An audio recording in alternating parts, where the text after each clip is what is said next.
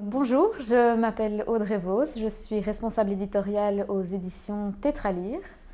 C'est une maison d'édition qui a été fondée en 1988 par trois personnes, Marc Imbrecht, Guy-Henri Dacos et Jean-Marc Simard. Donc Marc Imbrecht initialement est instituteur. Il s'est formé par passion à l'imprimerie artisanale. Et c'est un peu plus tard, donc en 1988, qu'un de ses amis, René Léva, qui était un exilé chilien en fait, lui a proposé de carrément créer une structure pour vraiment éditer de façon plus professionnelle des livres, des recueils de poésie. Je suis assistée par Kevin Doufis, donc assistant éditorial et de communication, et aussi par un chouette comité de lecture. Donc il y a 6 personnes qui se réunissent avec moi et Kevin tous les 3 mois pour sélectionner les manuscrits que nous allons publier. On ne publie que de la poésie, mais de la poésie de toutes sortes. À ce niveau-là, notre ligne éditoriale est assez vaste. On ne publie que des auteurs belges. Et on a gardé en fait quand même une partie des piliers historiques de la maison d'édition.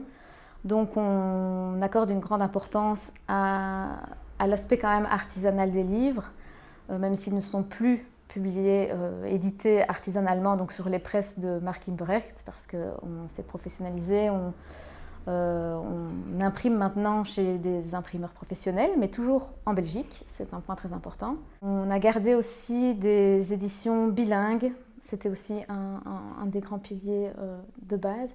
Et puis surtout aussi, on accorde une grande importance à l'association d'un poète et d'un artiste plasticien. Alors 68-18, c'est un recueil écrit par Christophe Kaufmann.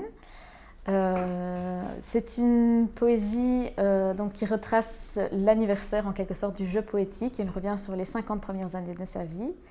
Il revient sur son enfance avec une grande simplicité et aussi sur certaines de ses passions comme le théâtre. On ressent d'ailleurs déjà son esprit rebelle.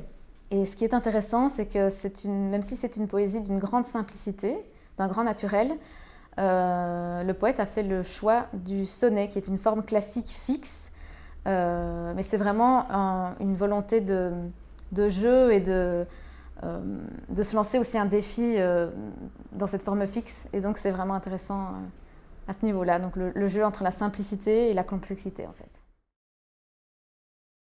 Ensuite, ici à l'automne 2020, nous avons publié L'écho du regard de Rose-Marie François et Charles Delesce dans la collection Lettres-Images. Donc c'est cette collection qui associe un poète et un artiste plasticien, donc vraiment dans une volonté que l'un l'autre puisse se magnifier en fait et dialoguer avec au maximum. Donc ici, il s'agit de Charles Delesce qui a décidé en fait de se lancer le défi d'abandonner la couleur. Donc toutes les peintures dans l'écho du regard sont en noir et blanc.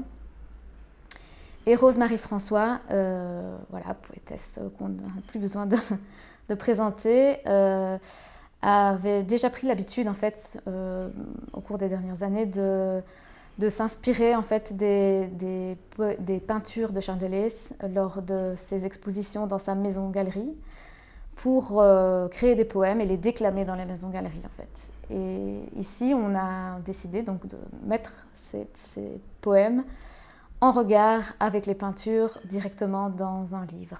Voilà, donc dans cette collection Lettres-Images.